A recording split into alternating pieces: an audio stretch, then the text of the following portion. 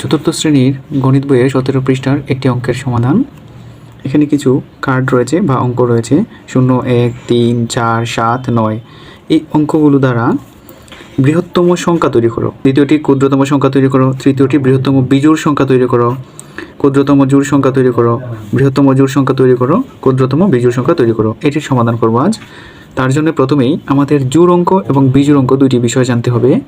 জোড় অঙ্ক হলো 10টি অঙ্কের মধ্যে জোড় অঙ্ক হলো 0, 2, 4, 6 এবং 8 এবং বিজোড় অঙ্ক হলো 1, 3, 5, 7 এবং 9।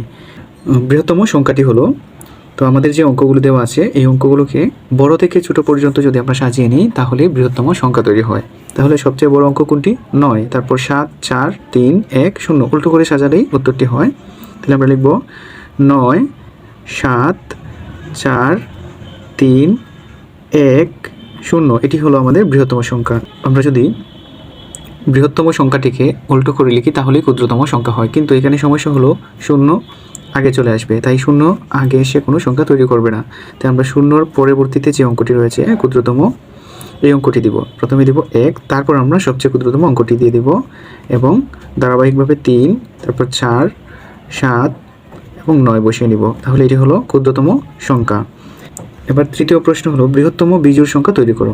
তাহলে বৃহত্তম বিজোড় সংখ্যাটি হলো, বৃহত্তম বিজোড়ের ক্ষেত্রে আমাদের একটি বিষয় মাথায় রাখতে হবে যে বৃহত্তম বিজোড়ে সবচেয়ে ক্ষুদ্রতম যে বিজোড় অঙ্কটি রয়েছে এটি যাবে ডান দিকে, আর পুরোটি বৃহত্তম সংখ্যার মতো হবে।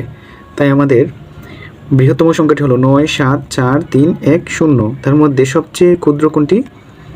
0, কিন্তু 0 হলো জোড় অঙ্ক, কিন্তু এখানে প্রশ্ন হলো বিজোড় সংখ্যা। তাই আমরা সবচেয়ে ক্ষুদ্রতম বিজোড় অঙ্কটি নিব, এটি হলো 1।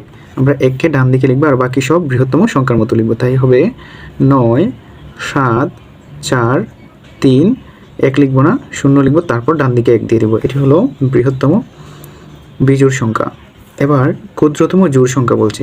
ক্ষুদ্রতম জোড় সংখ্যার ক্ষেত্রে আমাদের ক্ষুদ্রতম সংখ্যাটি দেখতে হবে, তার মধ্যে যে জোড় অঙ্কটি সবচেয়ে বড় এটিকে আমরা ডান দিকে নিব আর পুরোটি ক্ষুদ্রতম সংখ্যার মতো বসিয়ে নিব। তাই আমরা এখানে বৃহত্তম জোড় অঙ্ক হচ্ছে 4, 4কে ডান দিকে নিব আর পুরোটি ক্ষুদ্রতম সংখ্যার মতো হবে। তাহলে হবে 1, 0, 3, আমরা 4 লিখবো না, 7 লিখবো, 9 লিখবো এবং বৃহত্তম জোড় অঙ্কটিকে ডান দিকে বসিয়ে দেবো। তাহলে হবে ক্ষুদ্রতম জোড় সংখ্যা গঠন। এবার 5 নং প্রশ্ন, বৃহত্তম জোড় সংখ্যা তৈরি করো। বৃহত্তম জোড় সংখ্যা তৈরির ক্ষেত্রে আমাদের ক্ষুদ্রতম জোড় অঙ্কটিকে ডান দিকে নিতে হবে। তাহলে এখানে সবচেয়ে ক্ষুদ্রতম জোড় অঙ্ক হলো 0, এটিকে আমরা ডান দিকে নিব এবং পুরোটি বৃহত্তম সংখ্যার মতো বসিয়ে দেব। তাইলে আমাদের যে বিষয়টি দেখা যায় যে বৃহত্তম সংখ্যাটি হবে বৃহত্তম জোড় সংখ্যা 9, 7, 4, 3, 1, 0। বৃহত্তম সংখ্যাটি বৃহত্তম জোড় সংখ্যা। এবার 6 নং প্রশ্নে ক্ষুদ্রতম বিজোড় সংখ্যাটি তৈরি করো। ক্ষুদ্রতম বিজোড় সংখ্যা তৈরির ক্ষেত্রে আমাদের ক্ষুদ্রতম সংখ্যাটিতে দেখতে হবে বৃহত্তম বিজোড় কোনটি। বৃহত্তম বিজোড়টিকে ডান দিকে নিব আর বাকি সব ক্ষুদ্রতম সংখ্যার মতো হবে। তাহলে হবে 1, 0, 3, 4, 7, 9।